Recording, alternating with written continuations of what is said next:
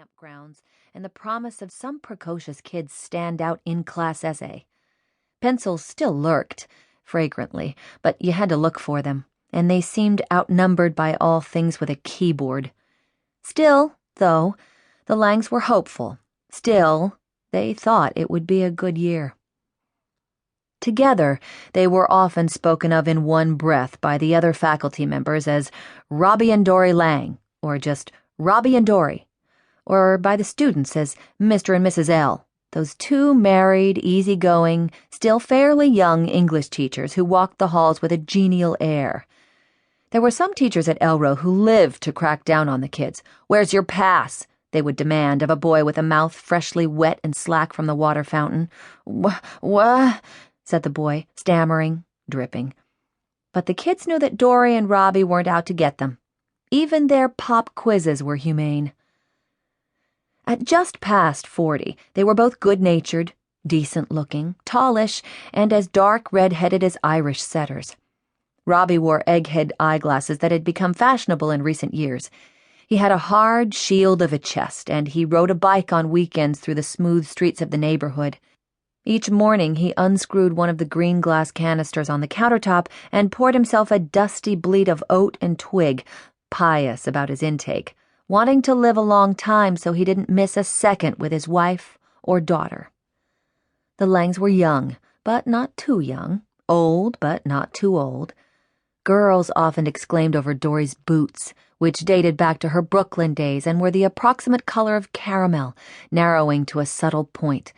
Not quite the boots of a snarling female rocker, but not the boots of a hiker with bags of muesli swelling her pockets either.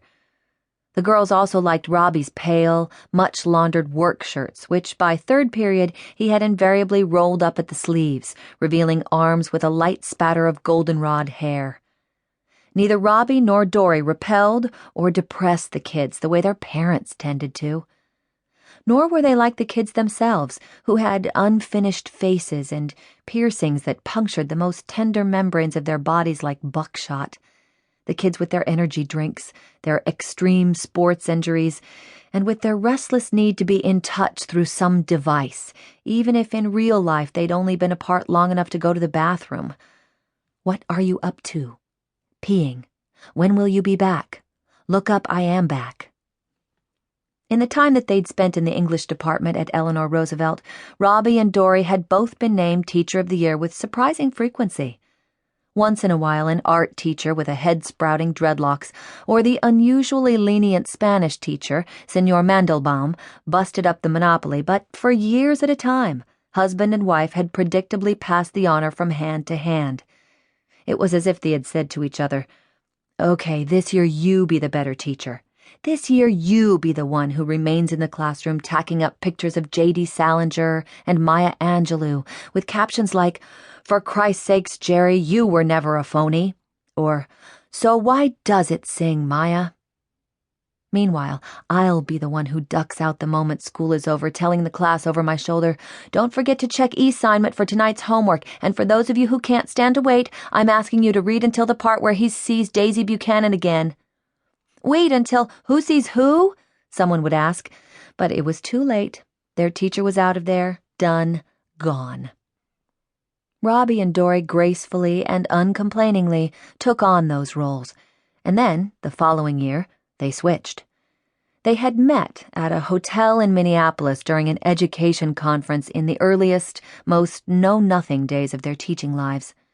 Teachers flowed through the revolving doors, laughing, gesturing, using the words curriculum and curricular. Robbie Baskin, 24 years old then, an age when not even really being beautiful falls under the category of beautiful, was in the bar off the polished hotel lobby, sitting on a high stool with his long, weedy legs hanging down. He was talking with two female teachers, all their voices loose and careless, and Dory Millinger of Brooklyn, age 23, waded closer. He was telling the women, "Here is a sentence that one of my students actually wrote. At the time that Virginia Woolf and James Joyce were writing, the world was very much as it is today, though to a lesser extent." The women laughed as if he'd told them something uproarious and filthy. Dory thought that if she'd been sitting there, she would have